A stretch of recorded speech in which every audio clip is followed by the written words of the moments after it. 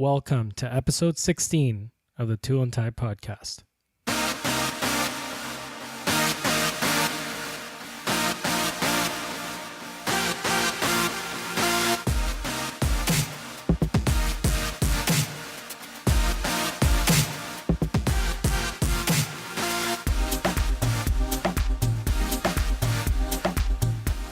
Hello again, everybody, to another episode of the Tool and Tie podcast. I'm your host, Sats, and joining me again today is my wife, Poonam.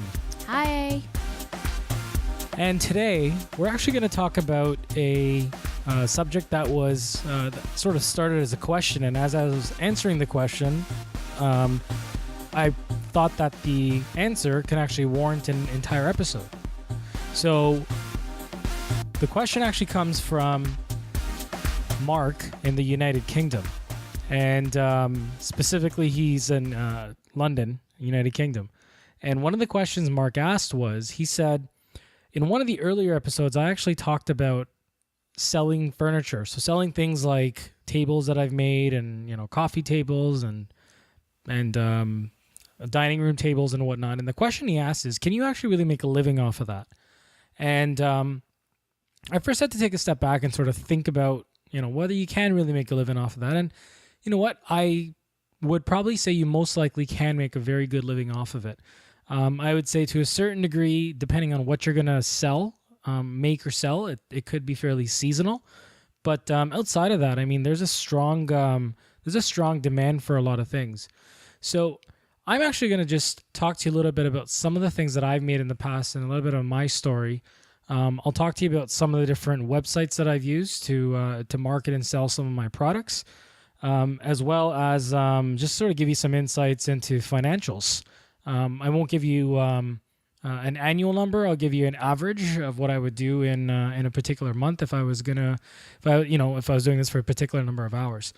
So it all actually started when I built our first dining table, and I didn't actually build a dining table for us. I just built it to sort of master my skills around with some of the tools that I've had. I purchased things like a miter saw, I purchased a table saw, a jigsaw, a circular saw, and I really wanted an opportunity to make something with this so that I can say that I've kind of mastered the tool so that if I want to do something in the future, I have that opportunity. So one of the first projects I actually started with was an X-based dining table. And it was almost a replica of something you would find in Restoration Hardware. And Restoration Hardware would sell that table for, I think it was roughly about $3,500 or so. And that's Canadian. And so I decided that I really wanted to go ahead and try to replicate this as much as possible. So I took a couple of pictures of it, brought it home, drew some sketches, and sort of just started from there. And because it had an X-based leg, I didn't really know how to do that. I thought it was machine made or not and whatnot, but really it's not. So I did a little bit of research online. I found some other websites that were a great resource. So for example, AnnaWhite.com. Anna White is, I think she lives in Alaska, if I'm not mistaken. But she's got a website dedicated with plans, and I would really encourage you to go check it out. I actually downloaded one of the plans, and I learned how to make the X-based legs off of her plan, but then I modified it to sort of match what what I saw at Restoration Hardware. But at least that's where I got the learning from there. So a lot of credit goes out to her. She's got a really good website and a lot of great content on that. So I would encourage you to check it out. So I that's kind of where I got started. So I built this table, and I had no use for it. I wanted to sort of make sure that I can build it, and sure enough, I did. I picked up a Kreg jig set. I even purchased a biscuit joiner just to sort of practice different types of joinery methods. So there's Kreg joiner, there's biscuit joiner, there's a whole bunch of other different types of methods out there. And I opted to use the Kreg joinery method on this particular table. Essentially, I built the table, I would say almost 95% to spec to what you would see at Restoration Hardware. And I think the material probably was about $300, $250 to $300 or so. And it took me about a weekend and a couple of days. And I sold the table for over $2,000. So, Poonam, you saw the table. What was your interpretation, or what was your impression when you saw the table? And do you think that, based on what we saw at Restoration Hardware, that there was really much of a difference? There really wasn't much of a difference. It looked very much similar to exactly what we saw at Restoration Hardware. And to be honest with you, I was a little bit jealous because, like you had mentioned in your podcast earlier, you had mentioned that you weren't really making it for us because we already had a dining table. But I was a bit jealous at the fact that we had already bought one because it totally was so beautiful that I could see it being in our dining room. Well, now that you tell me that now, I probably would have kept it, but it's okay. I'll make you another one. Now, I did not tell them in any way, shape, or form that I didn't lie to them. I said, this is not something from Restoration Hardware. It's something that I made myself. And but it's a replica of it. And sure enough, they've done their research as well, and they saw the table, and sure enough, it looked like the replica. So they can go tell the world that it's from Restoration Hardware, and you would, not be able to tell the difference. So, that's kind of where I started that project. And then I thought to myself, I'm like, there seems to be a bit of a market here. So the next thing I decided to make was an actual bed. I wanted to, I think the queen bed is probably one of the most popular beds. So to really make sure that I don't isolate my target audience, I wanted to make something that was more appealing to the masses. And so I started making this bed, and the concept or the plan really just kind of came to me. I was looking at some beds at Ashley Furniture, for example. I went to the Brick and a couple of other places down here in Canada. And I was looking at some of the beds there, and I'm like, it's really not that difficult. It just looks like it's a post, 2 posts really for the headboard, and then some wood in between and a couple of other things. And so really I just, this is where I just started drawing things on paper. And I said, if I were to make this bed, understanding that there are standard measurements for a queen bed, so for an actual queen mattress, and then so the bed would also have a standard width and height to it as well. So I just started drawing things out, and sure enough, I made a bed.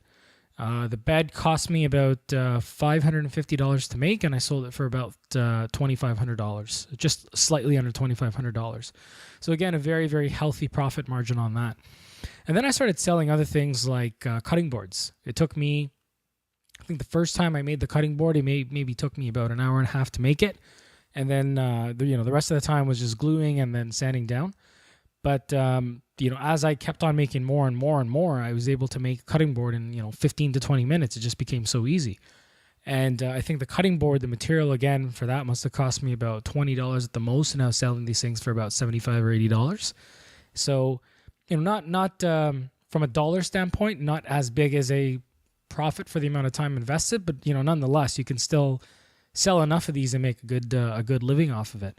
So that kind of gives you some insight into the types of things that I've made. Now, let's talk about some avenues of where I've actually sold some of these products. So there's a couple of websites out there that I'm not sure if everybody's familiar about, but I would kind of segregate the selling of products in 2 different ways. One is the product is already made, and so you have an avenue to sell those products. And then the second is you haven't made the product, but it helps you connect with customers who define the specs for you, and you can make the products for them based on those specs. So one of the websites that comes to mind is Etsy. I'm not sure if you've heard of Etsy, but it's etsy.com. And Etsy is a place where people have the ability to go and sell their craft. If they want to make necklaces, if they want to make wooden tables, if they want to make coffee tables, you can make whatever your heart desires. And you can put it up online, and sure enough, there's always somebody who's willing to buy something. I've seen some sales of some pretty wacky things that I would think that maybe the average person wouldn't buy, but somebody with a very extreme taste, I guess, and certain trends, they would, they're buying it, and that's the best thing about Etsy is it attracts so many different buyers, and you can sign up for free. You can put up your product. There is a fee that they do deduct based on sales, but there are a lot of people that are making a full-time living off of Etsy. So check out Etsy.com. The other ones are the obvious ones, Craigslist and Kijiji. So Craigslist, I believe, is out in the States as well. Kijiji, I'm not sure if it's just Canadian or if it's out in the US as well. But very almost identical platforms where you just put something up. And, when you're going to put something on Craigslist or Kijiji, you have to understand that this is a clientele that's not willing to pay a high amount. We'll put it that way. There's a good clientele out there that are, students. And so, they're just looking for something that's cheap. So be careful of how you price your things on Kijiji and Craigslist and what you put on that. So if you're looking to sell a bed and you want to make, $1,500 to $2,000 on there, Kijiji or Craigslist may not be the best avenue for you. You may look at other things like Etsy or some of the other websites I'm going to talk about in a second. So those are some other avenues as well. Now, another one, it's kind of a hybrid between I've already made it and I'm going to make it for you based on your spec. And that's a website called custommade.com. And custommade.com is specifically in the States only. Fortunately for me, I've got access to an address in the States. So I've been able to sell some really good things on Custom Made, those tables being one of them. And on Custom Made, the way it works is it basically connects people who want custom made furniture with people that can make the custom made furniture in their local area, or they're willing to ship it to them. And what you do is, as a customer, you define the specs of what you're looking for. So this is where you're going to go outside of the standards that are out there. So if you want a 20-foot a 20-foot dining table, it's going to be very, very unlikely you're going to be able to find that in a regular store. But so this is where you can go on custommade.com and say, listen, I'm looking for a 20-foot table. Can somebody make this for me? And that connects you with people that are what they call makers, who will go and look at your specs and give you a quote and then kind of take the transaction forward from there. Now, there are things that are pre-made that some people will try to sell to you at a discounted price because maybe the deal fell through or whatever the reason may be. So that's why I say it's kind of a hybrid, but it's majorly focused on custom-made activities. Now, the other thing you can look at is Homestars. So Homestars is another really great source to find contractors or people that are in a particular trade. So if I'm looking for custom furniture, I can go on homestars.com and try to find custom furniture makers that'll make something for me, whether it be a sofa, whether it be a desk or what have you. So another great website. And the good thing about Homestars is there are real customer reviews on there. Now, be careful with the reviews. They're not always 100% accurate, and I'll be the first to say that. Just because I've heard some stories of some of those ratings being fabricated. However, you can, if there's a particular company you're interested in, you can always Google them and sort of see what other people are saying on other forums as well, or on other rating sites as well. So, that'll kind of give you a good idea. I did hire somebody off of Homestars that had a close to 10-star rating and had a horrible experience with them. And at the same time, I've hired people that are close to 9 and had an amazing experience with them. So it is slightly subjective as well, but Homestars is still one of my favorite go-to websites is to look for custom trades. And there's a lot of people that do custom work out there. And then the last website that comes to mind is Angie's List. And Angie's List again is sort of different from Craigslist, but Angie's List is more on looking for trades or looking for professionals in certain areas. So if you're looking for an auto mechanic, you can go on Angie's List. Angie's List has a lot of carpenters, it has a lot of custom furniture designers, and a whole bunch of other different trades on there that you can benefit from. So hopefully that answers the question around the different types of avenues that are out there. In terms of can you make a living, I certainly think you can make a living. There's a couple of months where I was doing this very aggressively and making more than what I was making in my day job per month. But after my twins came along, priorities kind of shifted, and I have to make sure that I turn the miters on at certain times and not when they're sleeping. So things kind of fell back a little. So that's why I said it really depends on your lifestyle and whether or not it's something that you can do aggressively or not. But there are a lot of people that are making money off of online sales. I would say for me, one of the more successful ones has been Custom Made and Kijiji for me.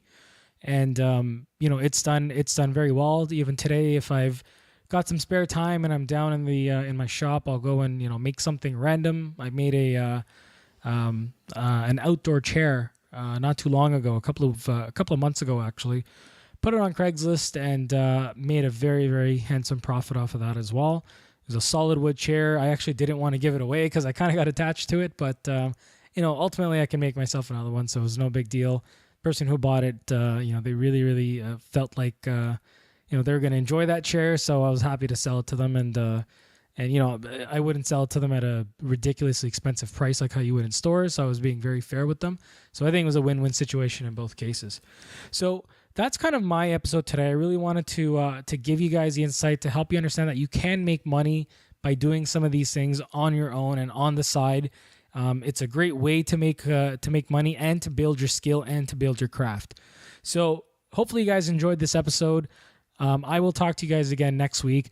Now, before I do sign off one more time, I'm going to ask you one more time. Please go on iTunes, drop me a rating. Be honest with the rating. Give me whatever rating you think that I deserve.